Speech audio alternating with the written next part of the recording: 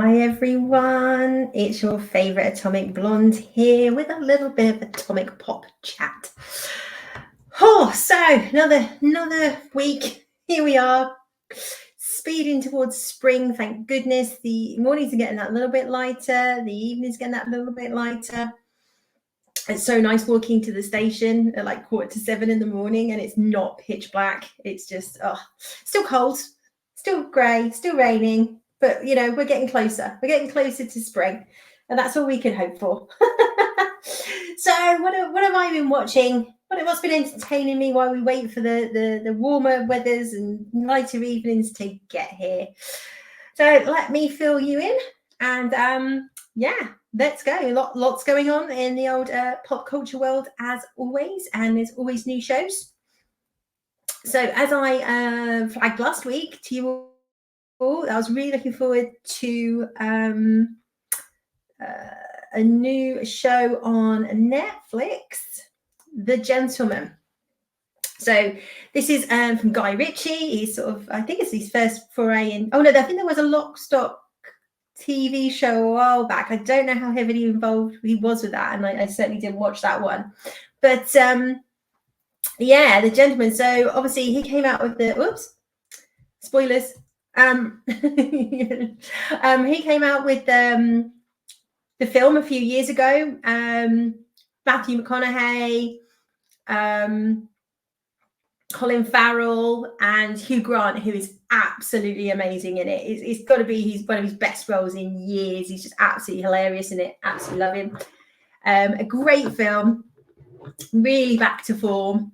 So when they said they're like bringing a TV version out or show out, you're like, oh, okay. And again, going to be on Netflix, so you're kind of like 50-50. But I think going on to streaming is definitely the right move. I'm not sure you could have got away with this show on mainstream TV. Needless to say, I have binged through it as the stream queen as I am, as I have been labelled, and I love this show. It's right up my straws, I have to say. It's not going to be everybody's cup of tea. It is violent. It is rude. There's a lot of swearing. Everything, it does what it says on the tin. It's a Guy Ritchie TV show full of Guy Ritchie stuff. So we start off with we've got Theo James, who's the lead in it. He's in the army or NATO or something like that, and he's stationed abroad. A car comes to pick him up, and basically his father's very not likely to make it. So he comes back to the UK to see his father and his family and say his goodbyes. He's got an older brother, Freddie, who is classic kind of rich upper class, trust fund, useless at everything, does way too many drugs, always getting himself into debt because of the drugs or gambling. And obviously he's like the more responsible brother who joined the army, etc. It's got a cracking cast. The daddy of all gangsters, Ray Winston is in this. He's absolutely brilliant in it. I love it. So anyway, the father passes away, and in his will, obviously it should go to the eldest son, but it's passed over and passed on to Theo James's character in the will, much to his brother's dismay. And from there, he starts trying to understand what assets he's got. They've got this massive stately home, and like a lot of these wealthy people, they sort of have money but don't have money. And it comes to like very, very quickly that there's this huge marijuana farm on the estate. And basically things go from there. And I don't want to tell you a lot about it because I really want you to go watch this. If you like your Guy Ritchie, you are going to love this show. I was very dubious. I'm like, I mean, there's a lot of violence in it. You don't see a lot of the violence, but people are still having their heads blown off and people are getting beaten up, but you kind of sort of see the aftermath kind of thing. But the classic like gangster characters in there. You got your Scallies from like Liverpool, who are this religious group who all happen to be drug dealers as well. The trouble the elder brother keeps getting into, and his brother keeps having to bail him out. You've got an interested party from America. It's the guy from Breaking Bad. I can't think of his name. The black guy from Breaking Bad, and Better Call Saul. He's excellent in this. I mean, I think it's 8 episodes, and you just smash through them. Max Beesley, not seen him in anything for ages, but he's great in this. But it's the roller coaster ride you'd expect from a Guy Ritchie film. Definitely got potential for a season 2. I'm not quite sure where they take it, but there's definitely potential there. But I really recommend this. Like I say, if you don't like bad language and violence, this is not going to be for you. The C word is used an awful lot. So if you're a little bit delicate on the language, I'd avoid this. But I personally loved it. Made me laugh. There's some great twists and moments in it where you just go, they keep getting deeper and deeper into trouble. It's got all his he's kind of tropes in it. You've got the travellers like a la Snatch, and so you've got the Scousers, a la Lock, Stock. Vinnie Jones is in it. He's like the groundsman or gamekeeper. Who just looks after all these animals, very bizarre. But he's got a shady background. We never really know what his background is. He doesn't say. But just at some point when he was like, in trouble, the Duke helped him out and gave him a job, etc. And it kind of alludes to over time that the youngest daughter of the Duke is actually his. He's the father of their sister. This all sort of plays out. It's like so loads of twists and turns. It's a really, really entertaining, funny, violent show. But I cannot recommend this enough. Go check it out. It's on Netflix now. Dropped on the 7th. Thoroughly entertaining. But like I say, if you don't like bad language, don't like violence, you're going to hate every second of this. But for me, it's one of the best things that's come out this year. It's only March, but it is absolutely brilliant. I was very pleasantly surprised by how good this was. Great acting, great cast. You sort of like lessons in their characterization. Everybody's like there's no like two-dimensional characters. You learn like a lot of Guy Ritchie stuff. You learn the backstories and who's who. Love it. Go check that out. So obviously a few weeks ago I went to go see Dune, and I've put a video up with my initial thoughts when I came back from the cinema to watch it, my sort of initial brain dump. I was going to do a second follow-up video, but having seen it again, I don't think my views have really changed that much, really. So I just thought I'd have a quick chat on here about it. First time I saw it in IMAX. That is how you have to see this film. It is absolutely phenomenal in IMAX. The way you get the visual effects, you get it's a sound. It's a very visceral film, with Hans Zimmer's bonkers soundtrack and things blowing up. You really need that IMAX. Your seat shaking and you feel completely part of the movie. When I rewatched it the weekend, I just saw it in my local view, which unfortunately doesn't have IMAX. Still a very entertaining film, but you do lose something definitely by not seeing it in IMAX. My sort of complaints about the pacing of the first half of the film still feel exactly the same, I have to say. And I'm just literally, I know I'm sort of sitting there, there's like, okay, I know roughly when this film kicks in. We've got to a certain point and I'm like, right, the film's it's off to the races now.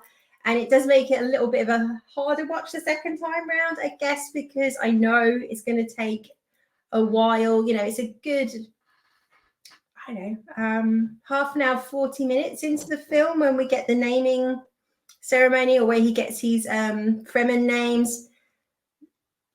in the book, obviously, that happens straight after he has the fight with Jamis. So there's all this extra stuff kind of crammed in. Or it takes a long time to get to this scene. Because I think a lot of people who read the book, when Dune Part 1 ended, everybody said, oh, it would have made more sense if, like, he'd sort of, rather than just stopping in the middle of the desert, that they actually get to Siege and do the naming bit. But he really sort of drew that out in the second part to get to that naming part. So I guess that's why he ended the first part when he did, because he had this vision of what he wanted to do. And the film just would have been like, yeah, way too long, Part 1. But I just still feel that it's just a bit unnecessary. There's just some stuff in there that they could really condense down. I still don't feel that him and Chani, or Chani, however we pronounced it this week, that he's the love of her life. You know, I mean, like I said, you see it coming from him, but her really not so much. And I found it.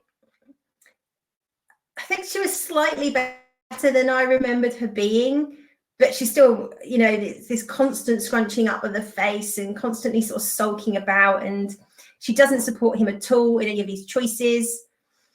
And I think they should have spent a little bit more time on the visions, and really showed his struggle of what he's, you know, this, you know, if I go down this path, he basically kind of comes to the conclusion there's nothing I can do to change this, right? If I don't do something, there's going to be the atomic war, and Chani's going to die. If I do something, it's going to start the Holy War. If I die, I'll be a martyr and the Holy War will start anyway. And then, you know, spoilers.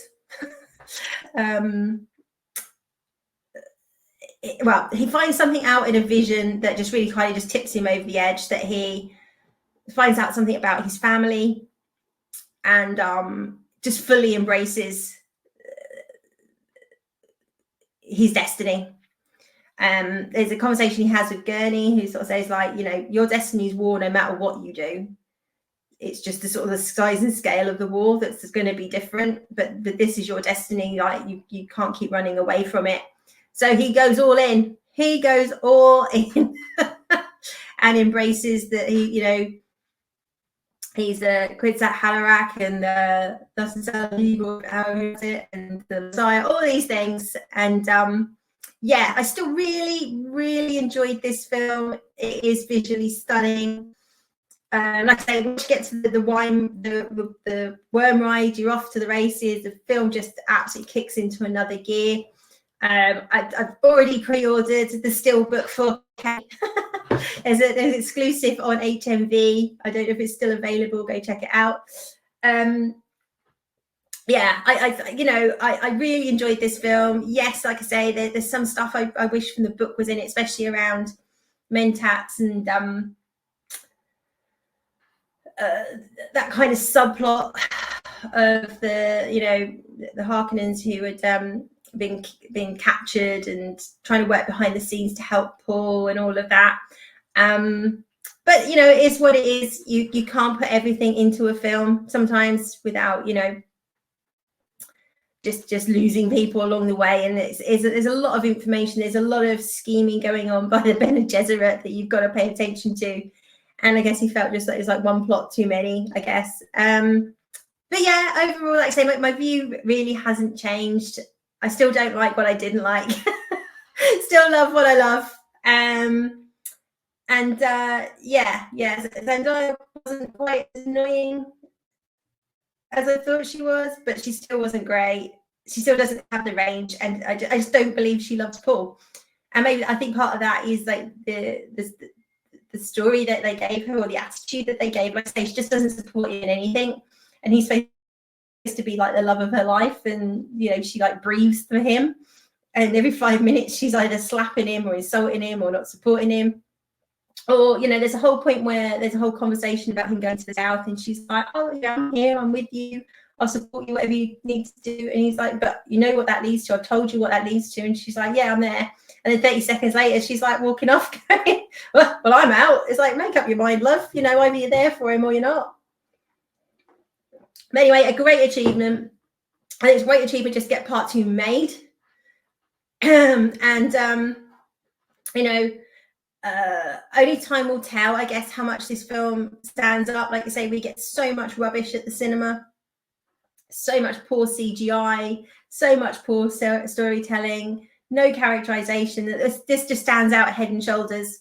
And over time, if we start getting higher caliber films, people might view this differently. I don't know, or it might just have a soft spot in all our hearts for re-kickstarting cinema. I hope so. I hope it's that one. I really hope we get the third part, which will probably maybe be a combination of Dune Messiah and Children of Dune, because Dune Messiah is quite a short book. But it's very dark, very, very dark. And again, the usual crowd who have never read the book are doing the whole white savior piece. They couldn't be more wrong. I'm like, go get educated, go read the book, and then come back and tell us that's what you think, because this story does not end well for Paul or Chani or any of the Atreides family, quite frankly. So yeah, go get educated before you start saying those sort of things. But yeah, it'd be interesting to see how a third part would be received, because they say it's very dark. There's no happy ending. Spoilers, sorry. And I guess we're trying to turn a corner a bit with cinema and try and have a bit more optimistic and hopeful films out there. We've got way too much real world in our cinema. But I think because it is such an alien world, Dune, that you can still have that escapism, even if it is a darker film, because it's not like it's telling what's going on in our world right now in any way, shape or form. It's not like it's trying to play back to you what's going on here. So it still absolutely work. But yeah, it'd be interesting to see how he adapts it, how we get the story back on track with her sulking, going off into the desert. I don't know. I've got the same questions as probably lots of other fans out there who have read the books, but time will tell. I mean, I imagine we'll probably get this in maybe 3 to 5 years' time. Given that Denny wants a break, I think he wants to go off and make some other films first, or at least another film first, and then sort of go back to the script, which will give the characters time to age up. But saying that, it's meant to be 12 years after this film in the book. And as I talked about, it happens, and I think some of the problems with the pacing or their relationship, certainly Chani and his relationship, is he tries to show things that happened over a 3-year period in about 7 to 8 months, and that's why I think that doesn't quite hang together, or you don't quite believe their relationship. Yeah, you don't quite believe it because it hasn't actually evolved over a 3-year period, and I think that's kind of why the pacing's off in the first part of the film. He's trying to show this relationship growing over 3 years in, so but it does only happen in months here, so it doesn't all quite gel together. So we'll see. He's clearly a clever guy. He's done 2 pretty solid. The first film, I think, is a very solid adaptation. There was a few things changed, like we know they had to change one of the characters for DEI and things like that, and some of the critical scenes were taken out, like with the banquet and things like that. This does deviate more. I think this is not as representative adaptation as part 1. And I think that's why he's lost some of the fans, I think, because it was pretty true in the first part with all the world building. This part just kind of where he chose to not do it over the 3 years. Yeah, so anyway, so Paul over that month is at most 16. And obviously in the book, he would be 18, 19. But obviously in real life, Timothée Chalamet is 29, I think, coming up for 30. And so it's a 12-year jump. So if he was like, he would be like 32 in the Dune Messiah. So he's actually only a few years off that. So yeah, if Denny waited, 3 or 4 years to make Dune Messiah, he would be the right age. I think the problem is he does have a very young face. So whether he'd even look 32 at 32, who knows? But one thing I do have confidence in is he's definitely demonstrated he's got the acting chops to pull off Dune Messiah 100%, because that is dark, my friends. So yes, so that's Dune. Do go watch it. Do go see it in IMAX. By supporting these kind of films, hopefully we'll get more, when I say diversity, I mean diversity of types of films and quality, most importantly. Is this the greatest film ever made? No, it's not. Is it a bloody enjoyable film? Yes, it is. Would I see this film again? Yes, I would. So for me, it has repeatability or repeat watchability. Not for everyone, I guess. But I mean, I've already watched Dune Part 1, I don't know how many times. Once I've got both DVDs, the 4K discs, I'm going to be watching these bad boys back to back every time. So it's like, 6 hours to kill. What should I do? Let's pop on Dune. So yeah, go check it out. Still in cinemas. Try and get to IMAX if you can. If not, it's still a great film. Moving on. Oh, my favorite topic. So I haven't actually talked about Disney for a while, a few weeks. I think I got fed up of talking about Disney.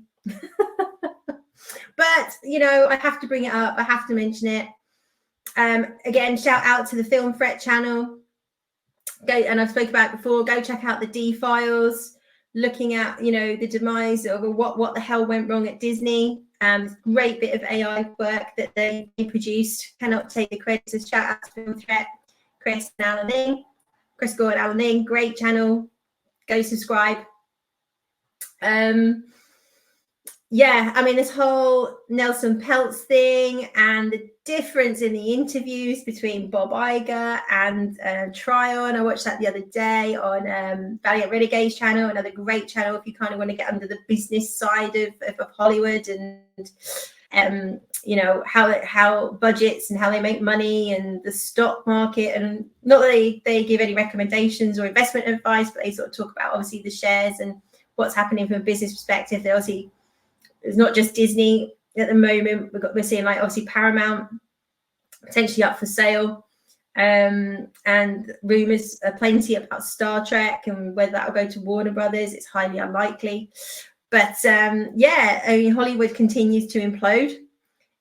We've got more strikes on the horizon, which are likely to happen. As IATSE, and I said IATSE, supported SAG with their strikes, and it was a bit of quick pro quo there. And they said, yeah, we'll stand by you if you stand by us. So they either have to relinquish that, we will not go down that, or stand by what they said. And talk about nail in the coffin for Hollywood. I mean, and really the movie theaters. I mean, that's the concern. There's hardly anything on the slate for this year that's worth watching. There's half the amount of films coming out this year. They go on strike again. They're going to be in the same boat next year. And maybe we need a few of the studios collapsing and independents coming in and fresh blood. Maybe that's exactly what we need. It would be heartbreaking if we completely lost the film industry, right? I mean, there's just so many great movies out there. But at the moment, you kind of go, well, if we didn't get another film, we're not really losing much, are we? Based on what we've had, we've had Oppenheimer, we've had Dune. You can count on one hand, good quality films that have come out. I really wanted to go see American Fiction, but that was one of those that sort of came and went before I even got a chance to go. So I'm trying to keep an eye out for when that drops onto streaming, because that looks great. Yeah, so it's one of those things. It's like waiting for the election, isn't it? We've all got elections this year, UK, America, not till the end of the year. I think they're both going in November, which is bonkers. So yeah, we're waiting for this board vote, which I think is next month in April. And the Nelson Peltz video was so professional. They had great answers for everything. The love of the old Disney, Walt Disney, let's say, it's clearly came through. You know, when I was a kid, it was Walt Disney, it wasn't Disney, and they were proud of their sort of heritage, and now they just seem to be ashamed of everything they built. They've lost their talent. They're just full of activists that are just burning down the place. So hey ho, like to say, you know, it's destroyed Star Wars, it's destroyed Marvel. Yeah, they've got so much work to do. It's probably more likely they're going to end up selling IPs than actually continuing to make anything. I mean, Star Wars is just a joke at this point, you know, announcing projects and cancelling projects and the revolving door of directors and writers. It's just crazy, you know. And then we see the same on Marvel with like Blade. I mean, how many directors are we up to now? How many writers? And all we've got to look forward to is The Acolyte and Agatha what's her face and whatever it's called this week, Coven of something. I don't know, they changed the title that many times. And let's face it, that they nobody is going to be watching these things. I mean, The Acolyte is just going to be the biggest car crash ever, and it's just going to be hilarious to watch. So yeah, come on, Nelson. I mean, what can he realistically do if he gets on the board? Who knows? Probably not much, but any disruption is better than no disruption, I would say, to try and make some sensible business decisions. He might help attract talent again through the door, if nothing else, and get proper mentoring schemes back in. And you know, you just learn from the best. It doesn't matter what sex, color, creed you are. If that person knows what they're on about, learn from them. And then one day you will have their job legitimately. And maybe you'll create a bit of a legacy for making amazing things, as opposed to, you know, people looking back and pointing and laughing at this period in history, huh? Hey ho, continue to burn Disney, continue to burn Hollywood. It's not going to get better for them anytime soon. Okay, so moving on, new stuff. So Apple have announced that they are making Dark Matter, a book by Blake Crouch, I believe. I have read the book. So I'm a little bit surprised they've made it, to be honest. I kind of get the impression that this was quite a popular book. I saw it. It was a recommendation on another YouTube channel that I actually found it and thought, oh, okay. I'm not sure why everybody raves about this book. Maybe it's just me. I don't know. And I think, without trying to give too many spoilers away, they probably commissioned this obviously a few years ago. And I think the problem is just time. Well, one of the many problems is going to be timing. It's yet another multiverse story. So this guy's coming home from work, kidnapped in the back of a taxi. He then wakes up, goes home. He's like, he's married. He's got a son. Goes home, and everything's like, he doesn't really notice it because everything kind of is normal, but then there's a few things that just seem off and he can't quite put his finger on what it is. But then when he gets home, his house is decorated differently. There's no photos of his wife. He's clearly the person that lives there is single and a bachelor. And he's just basically then off on this sort of trail, this mystery as to where is he and what's happened. So, and also in this, he's a scientist. So at the start of the book, like I say, he's married. He got his girlfriend pregnant, I think, whether in college or straight out of college, something like that. They chose to have a kid. But as a result, his very promising scientific career didn't happen. And he ends up being like a college professor or something like that, or a teacher or college professor. But all his potential and his thesis and papers, like he was never able to take anywhere.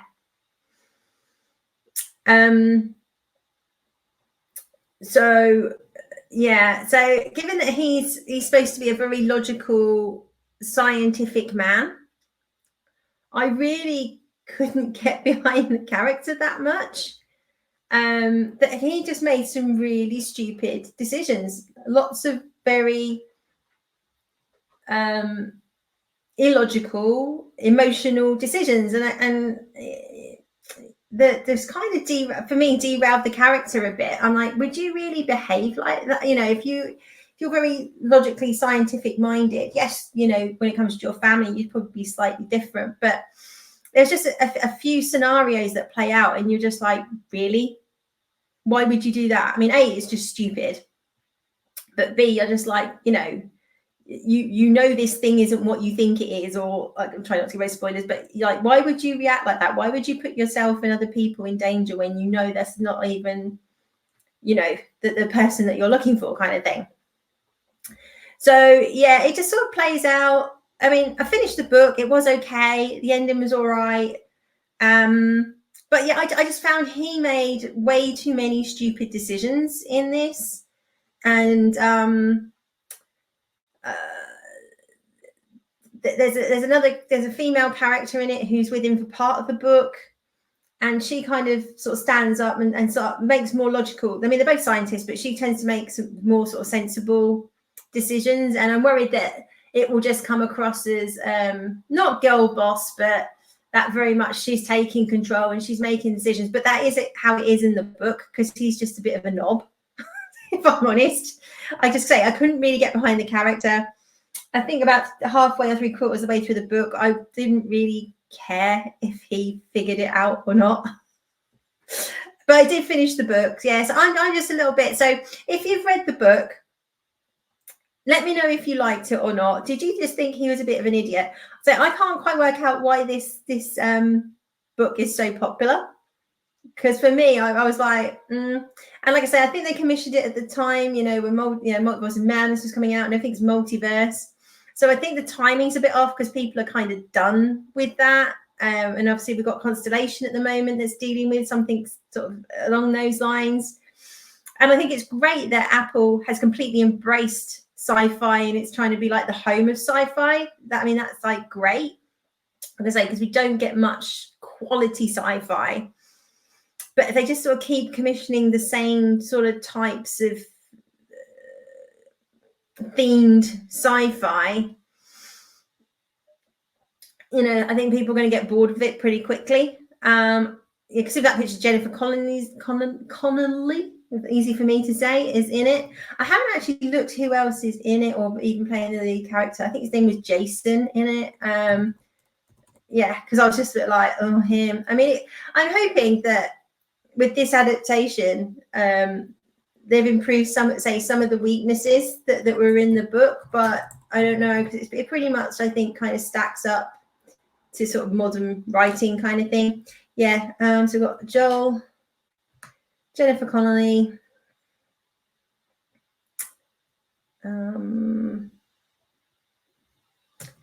Joel Edgerton plays Jason Desson. He's the lead in it. So Jennifer Connelly plays his wife in it, Daniela, not the person he spends a lot of time with during this, like trying to solve what is going on. Yeah, I can't say I really know anybody else in the cast actually.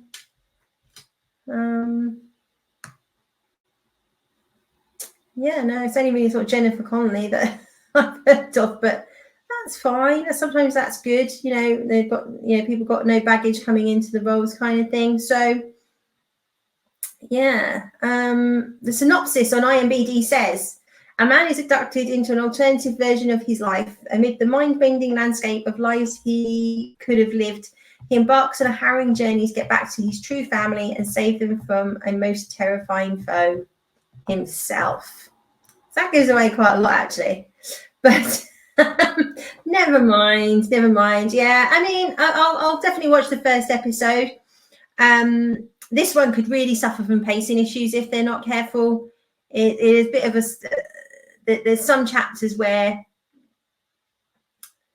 one whole episode could just be them in a corridor opening and closing doors. which will get pretty boring pretty fast. So yeah, but I think if they can sort some of that out and make him not so stupid, it could be quite good. It could be quite good. The premise, and like I say, they do end it in a reasonably good way. Yeah, we'll see. We'll see. Anyways, that's the 8th of May, I believe, on Apple TV. But yeah, if you've read the book, I'd love to know what you think. Whether you liked it, didn't like it, and what did you think of his character? I just didn't buy into his character at all. He just didn't seem to add up. Another up and coming, which looks great, Parasite the Grey. I believe this is based on an anime. But I don't think this is this is obviously one of my lovely Korean. This is like Korean sci-fi, a bit like, I think if you like Sweet Tooth, you'll probably like this. As it says, it looks a little bit like Invasion of the Body Snatchers in the sense that there's these you see these little orb things, like sort of these like parasites, and obviously they land, they take over a person, and then they kind of merge, or it's like some sort of symbiosis thing that happens, and then they sort of can turn into these creatures. One of the lead characters from the trailer, she has this parasite, but somehow she's retained her human personality or mind, and she's kind of working against the invasion of these parasites, is what it kind of looks like. The only trailer I've seen is in Korean, I believe. So I don't know if it's going to be dubbed or not, but again, looks quite interesting, looks quite twisty-turny. As you know, I'm a big fan of like the Korean dramas and TV shows. They're always well written, well acted. So yeah, it'd be interesting to see where this one goes. Go check out the trailer. Let me know what you think. You kind of got like the heads opening up and tentacles coming out and all this fighting. And yeah, so she's like partly absorbed, but still on the side of humanity, it looks like. So yeah, it could be quite interesting. Not sure. Let's have a look how many episodes that might be. They're normally, if they're made for Netflix, they tend to be 10 episodes. If they're made for Korean TV, then they're generally 16. Let's have a look.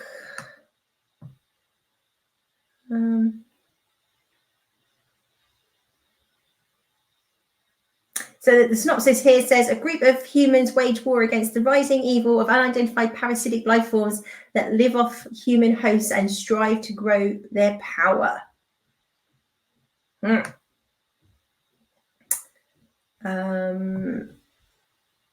Episodes, 6, only 6 episodes. Looks like on IMDb. Yeah, only 6 episodes. That's quite short.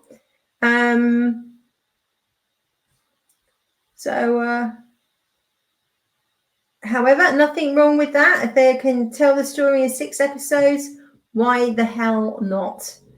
So yeah, coming up April 5th, it looks like there on Netflix. Oh, done it again, skipped ahead. Yeah, go check out the trailer. Let me know what you think. I think it could be quite entertaining. So if it's kind of similar to Sweet Tooth, I think you'll like that kind of out there sci-fi a little bit. Okay, and I think lastly, I just wanted to talk. Not a big Oscars fan. I mean, I gave up on award shows years ago, pretty much when Ricky Gervais stopped hosting them. Because let's face it, they're not the most entertaining, are they? But and this year was very like controversy free, even in terms of the award winners. They're all very safe. Robert Downey, Cillian Murphy, Oppenheimer, just swept the awards, with a few other smatterings of people in there. But I did have to say 2 things.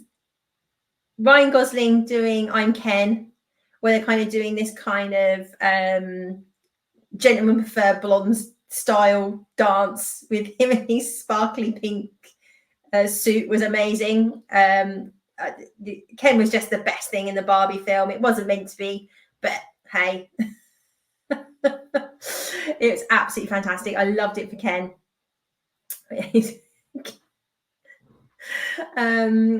Yeah, and he could just tell he just completely embraces this role. There's like just there's no embarrassment whatsoever, no game, no shame to his game, as they say. And it was just a great bit of fun in a very tedious, boring awards show. Just getting everybody up and singing along. I see old Shang-Chi managed to get his face on there. When he's very excited when they said like, "Oh, you're free Oscar night," and they basically, "Yeah, can you just dance in the background, dude?"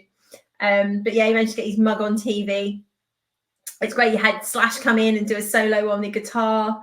You had Ronson, who obviously wrote it or co-wrote it. This should have won the best song, not Billie Eilish. No offense to Billie, I think she's very talented. She, her, they, I'm not sure. I'm gonna go with Lady. Do like her music. Yeah, but just the sheer performance of this shows it should have won best soundtrack or best song or whatever it was. So yeah, that was point number one. And point number two, and it was probably the cutest thing I'll ever see, was Godzilla -1 winning best FX. And the little team, as I say, there's only 35 of them who done the effects. You can see 4 of them here come over from Japan for the award ceremony. And they there's a picture, and I couldn't find it on their shoes. The heel of the shoe is like a Godzilla claw kind of thing. They've all got these great shoes on. You can see from the picture there. Let me just full screen it. Yeah. They're all carrying their little Godzilla replicas, and you just tell they were just so proud of what they'd done.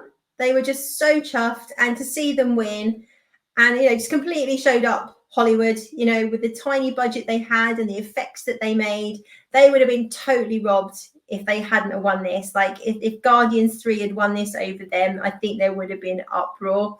But I'm so chuffed. And watch Hollywood try and buy this studio or headhunt these people now to try and work out how to do these effects. They just don't know how to do good practical effects interwoven with CG. It's exactly what Denis Villeneuve does in Dune. He has a mixture of the two, and slightly bigger budgets, mind. But yeah, it was just lovely to see. And what was so nice to see is because obviously they're not part of Hollywood. And you just tell they're not jaded, they're not cynical. They just loved every moment of being there. They were so proud that they'd won and they're representing Japan. You could just see it was just something so genuine and authentic that you just don't see when anybody else gets their awards. They just come up and obviously start preaching at everybody and telling us how wrong we all are and all that kind of nonsense. These guys, and I felt really sorry for them because obviously he's reading his speech and he's trying to read it in English, which isn't obviously his first language. And then they started playing the get off the stage music because obviously it was taking him longer to read this in English. And you're just like, oh, give the guy a couple of extra minutes to thank everybody. But yeah, it was great. All the people with them, they're filming it on their cameras in the audience, them getting their awards. I just absolutely loved it. It was just two little bits of joy in an otherwise dollars dishwater Oscars. We'll have to wait and see what the ratings are. But like I say, no surprises. But I was chuffed for Cillian and Robert. Amazingly, Robert Downey Jr.'s first Oscar. I could have sworn he won one for Chaplin, but obviously not. And his speech was just a bit bonkers as well. But hey ho, talk about the ultimate comeback king.